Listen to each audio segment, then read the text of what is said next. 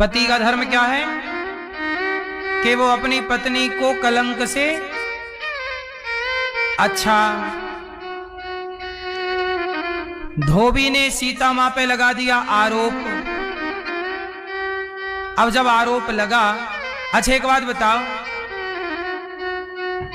आप आज किसी बड़े मंत्री को उसकी पत्नी पर ऐसा आरोप लगा दो चरित्रहीनता का, तो वो मंत्री आपको क्या हाल करेगा? समझ आ रही है? आज आप किसी बड़े पद वाले व्यक्ति को ऐसा आरोप लगा दो तो आपकी हालत क्या होगी? मैया बैठ जाओ, आप लोग भी नीचे आओ।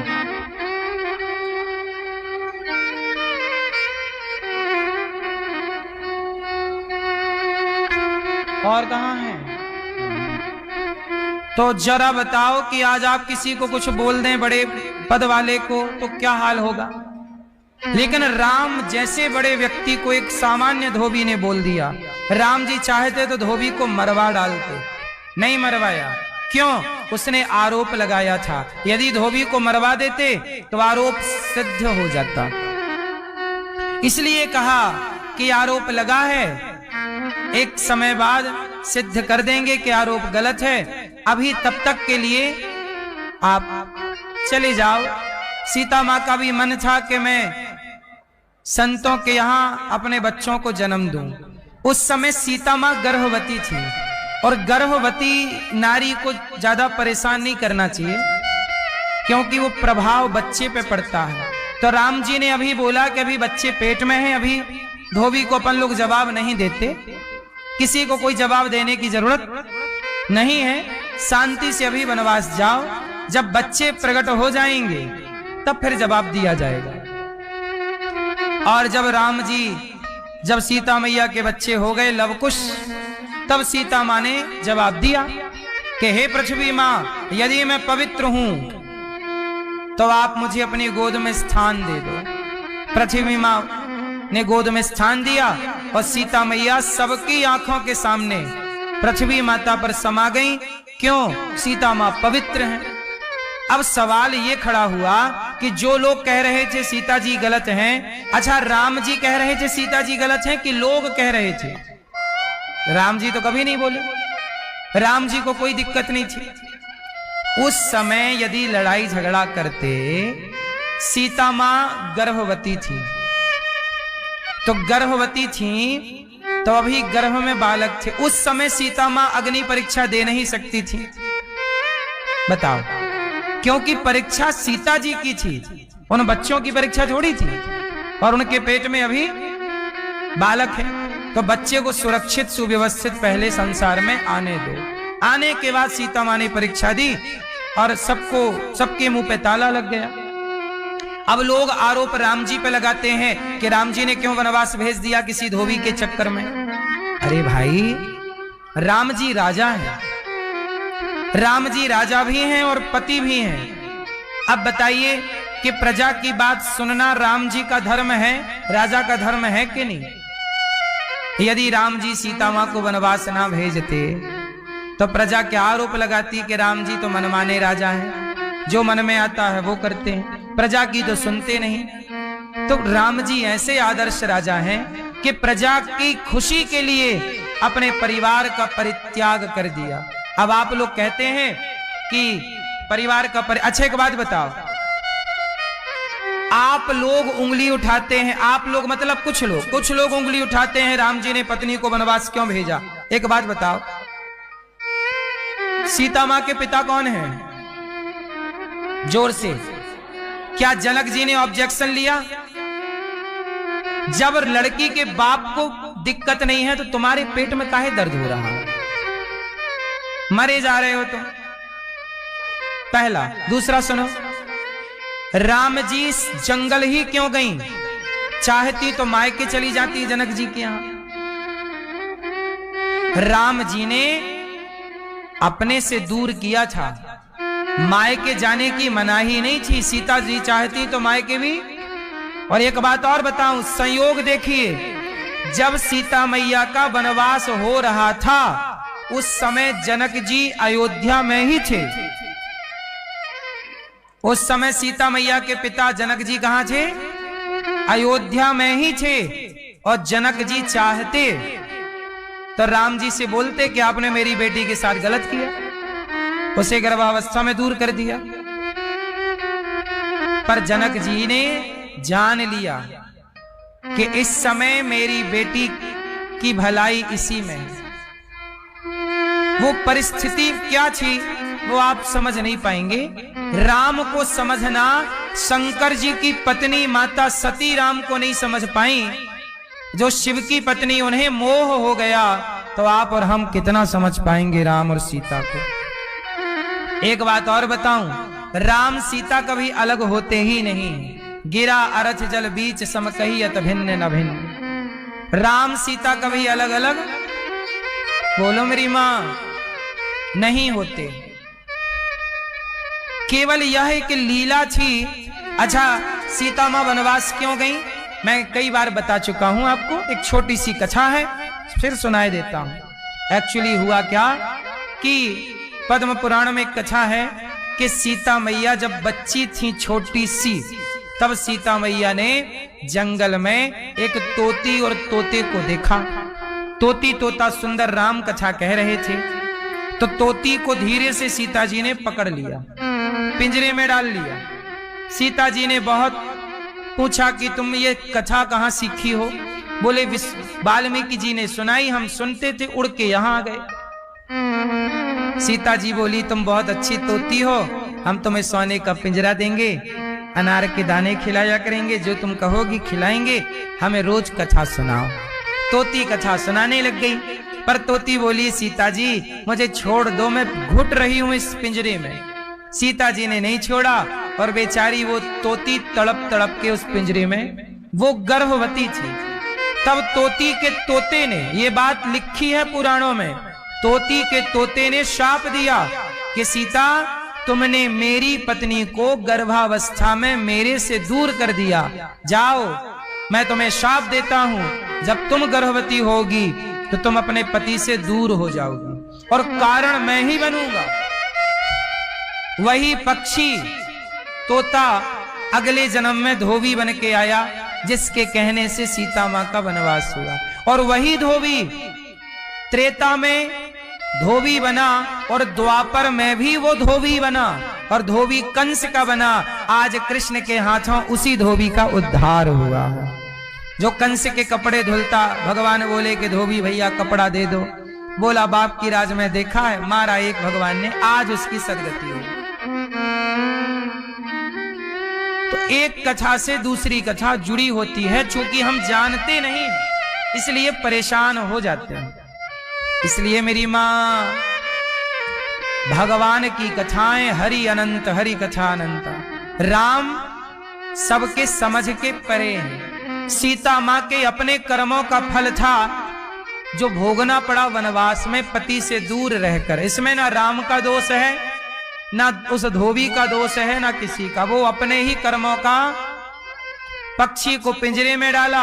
आप लोग भी बड़ा पक्षी पालने का शौक रखते हो, कई लोग तो पक्षियों के पंख काट देते हैं।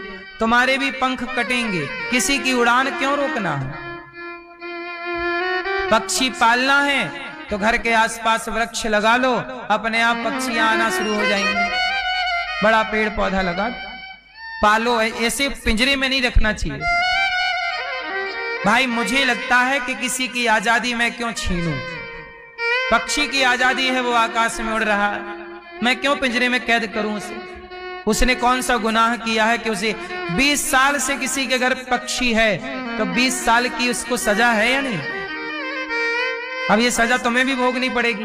कई बार जेल में ऐसे लोग हैं जिन्होंने कोई अपराध नहीं किया, जेल में है। क्यों हो जेल में? बोले साहब हमने तो कोई पाप किया नहीं, क्राइम किया नहीं, जेल आ गए। आज नहीं किया, किसी जन्म में तुमने कोई पाप किया होगा, तब दंड मिलाना होगा, तो उसका आज मिल रहा है। तुमने किसी पक्षी को बेवजह पाल लिया, जेल में रख लिया, तो तुम भी जेल भोग रहे हो बिना आरोप के। भोगना आज का कल, कल का कभी तो भोगना ही पड़ेगा। भीष्म पितामह किसी जन्म में एक सांप को कांटों में फेंके थे, आज उन्हें खुद बाणों की सैया में लेट के अपना वाला चुकाना पड़ा। दशरथ जी ने श्रवण कुमार को मारा, श्रवण के माता पिता तड़प तड़प के मर गए, तो दशरथ जी भी राम के वियोग में तड़प तड़प के मर रहे हैं। भगवान के पिता को कर्मदंड भोगना पड़ा, तो हम और आप बचेंगे क्या? संभल के रहो साहब, यहां कोई ना देख रहा हो तो भी कोई देख रहा है। बोलो हाँ। कोई नहीं देखता इसका मतलब ये नहीं है कि कोई नहीं देखता, कोई भले ना देखता हो पर तुम्हें कोई तो देख रहा है। इस गलतफहमी में ना रहो कि हमें किसी ने नहीं देखा, देखने वाले ने तो देख ही लिया। लाख आंख से देख रहा है तुझे देखने वाला, सच की खेती कर ले चतुर नर, समय गुजरता जाता मेरे मालिक की दुकान में सब लोगों का। भगवान ने दर्जी पर कृपा की, सुदामा नाम के माली पर, कुब्जा पर कृपा की। ये कुब्जा कौन है? त्रेता में ये भी थी। देखो त्रेता की बहुत सारी लीलाएं अधूरी रह गई राम जी की, जो द्वापर में आके पूरी हुई। जैसे धोबी का उद्धार त्रेता में नहीं हो पाया, आज हुआ। और सुनो, जब राम जी के पास रावण की बहन आई, क्या नाम था रावण की बहन का? आप लोग जानते हो? सूर्पनखा। मैं आप जानती हो सूर्पनखा? आपके बगल में ही रहती है, नहीं? सूर्पनखा रावण के बहिनी, ये रावण की बहन है। आई राम के पास, राम जी से बोल रही है हमसे विवाह कर लो। राम जी बोले हमारा हो गया है, लक्ष्मण जी से बात कर लो। लक्ष्मण जी के पास गई, लक्ष्मण जी विवाह कर लो। लक्ष्मण जी बोले हमारा भी हो गया है, अब क्या करें? अच्छा सूर्पनखा से पूछा तेरा ब्याह हुआ? अच्छा सूर्पनखा कुंवारी थी कि शादीशुदा थी? इसके पति का नाम था विद्युत जिह्वा। इसके पति को रावण ने मार दिया था, और अपने आप को ये क्या बोल रही है, मैं कुंवारी हूं, कुंवारी हूं, कुंवारी हूं। शादीशुदा है फिर भी कुंवारी बनी घूमती है। आजकल इसी सूर्पनखा के पक्ष वाले लोग समाज में बहुत हैं। कौन? आजकल कुछ महिलाएं, कुछ माताएं, हमारी कुछ माएं विवाह के बाद भी मांग नहीं भरती। मैया मांग भरा करो मेरी मां। चूड़ी नहीं पहनती, चूड़ी पहना करो। शादी हो गई, मांग ही नहीं है। मंगलसूत्र खोटे में लटका हुआ है।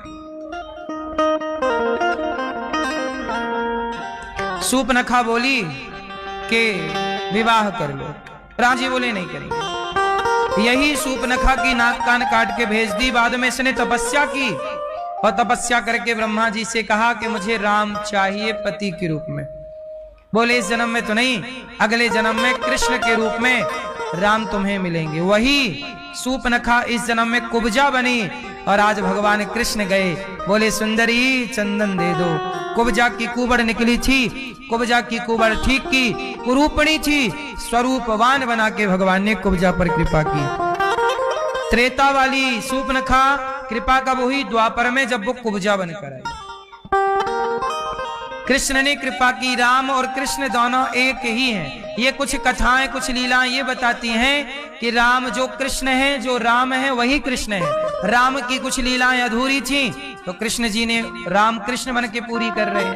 अब आप लोग समझते नहीं है और भेद मान लेते हैं, राम जी और कृष्ण जी में अंतर मान लेते हैं। अज्ञान बस अंतर दिखता है। अब भगवान श्री कृष्ण ने कुब्जा पर कृपा की। कुबलिया कंस के हाथी, कुबलिया पीड़ नाम के हाथी को मारा। चाणूर मुष्टिक पहलवान थे, कंस के मार गिराया। इस पर कंस को भगवान ने जब चाणूर मुष्टिक को मारा, कंस को पकड़ा दिया भगवान ने। कंस के मुंह पे 3-4 दांत तोड़ दिए कंस के। कंस बोला कन्हैया छोड़ दो। भगवान बोले कैसे छोड़ दो? तुमने हमारी मां पर, पिता पर, प्रजा पर, लोगों पर अत्याचार किया। आज कंस तेरा भर गया है पाप घट पापी के अत्याचार से, और तुझ पापी कंस का विनाश होगा मेरे कृष्ण अवतार से। आया हूं तेरे लिए। उठा के पटक दिया, और जब भगवान कंस के ऊपर कूद गए, कंस का गोविंदाय नमो नमः। कंस को मार गिराया भगवान ने। कंस के भाई आए, उनको भी मारा। कंस की पत्नी अस्ति और प्राप्ति रोने लग गई। भगवान ने समझा बुझा के विदा किया। आज भगवान ने देवकी वसुदेव को जेल से मुक्त किया और पहली बार भगवान अपनी मां से मिले, देवकी मां से, वसुदेव जी से मिले। और वसुदेव जी ने नंद बाबा को कहा कि ये कृष्ण आपका नहीं, हमारा बेटा है। ये सुन के तो नंद बाबा मानो पांव के नीचे जमीन खिसक गई, रो पड़े। और रोते रोते जब जाने लगे तो कन्हैया आके बोले, बाबा मैं तेरो ही बेटा हूँ, बाबा मैं आपका ही पुत्र हूँ। तब नंद बाबा और कृष्ण की बात हुई और फिर गए भगवान। माँ यशोदा को पता लगा कि कृष्ण हमारा पुत्र नहीं, बहुत रोई है माँ। अब यहाँ से भगवान कंस को मार करके ब्रजमंडल में गोपियां इंतजार कर रही हैं। और यहां भगवान को पढ़ने के लिए भेजा गया उज्जैन। 64 दिन में 64 कलाएं सीख करके आए भगवान। गुरु दक्षिणा में मरा हुआ गुरु जी का पुत्र जीवित करके लौटाया सांदीपनी जी को। और वापस आए तब भगवान ने वृंदावन भेजा किसे? उद्धव जी को के जाओ। भगवान ने कहा, उद्धव वृंदावन जइयो, मैया से जय कहियो, याद करत तेरो सावरो। उद्धव जरा वृंदावन जाओ, हमारी गोपियों से कहना कि हम बहुत याद करते मैया यशोदा, रो रही हैं गोपियां हमारे लिए। भगवान ने उद्धव जी को भेजा है।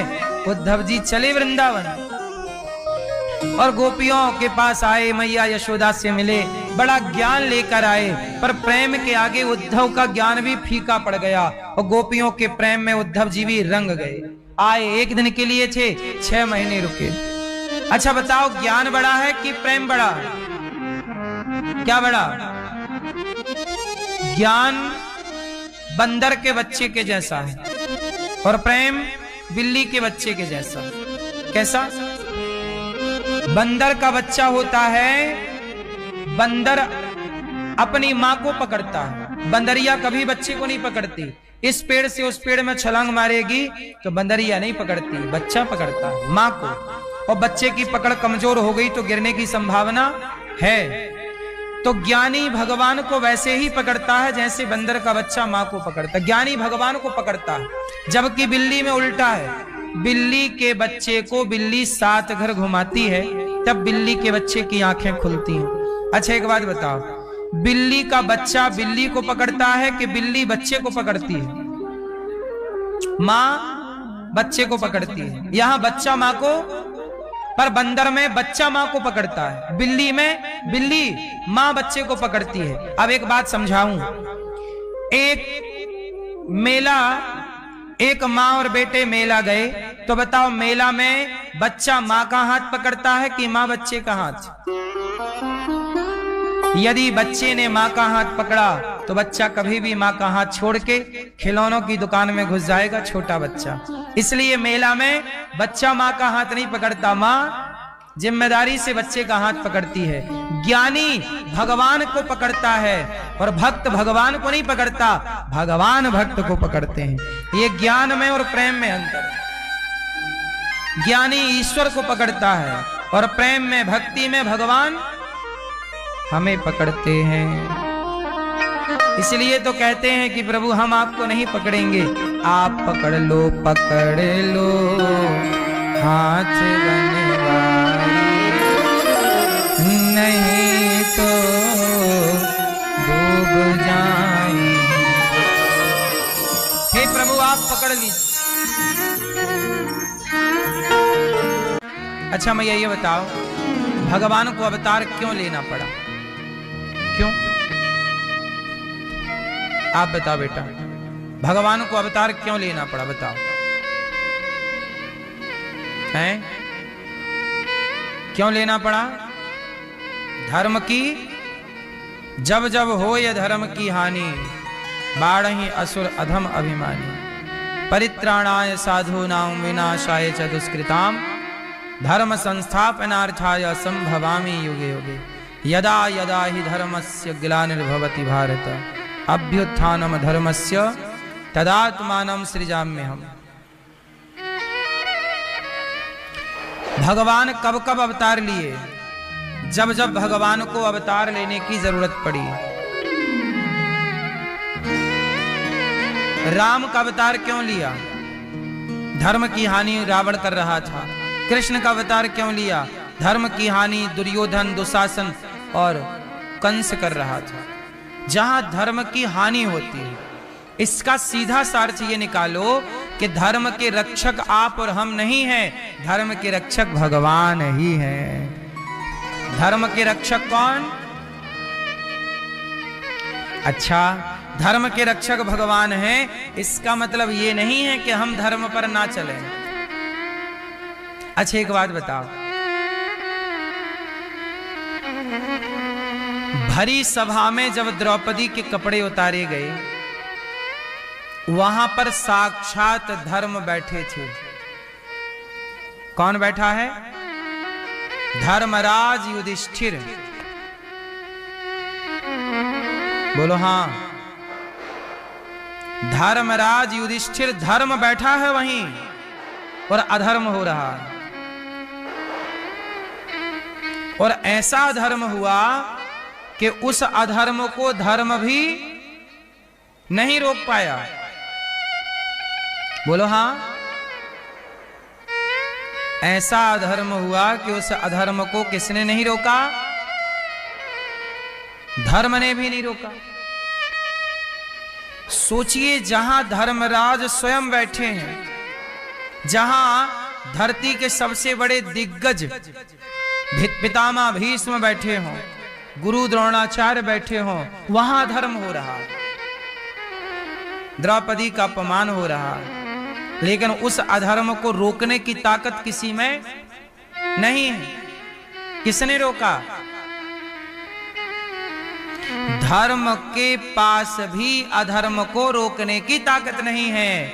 अधर्म को रोकने की ताकत केवल भगवान में है।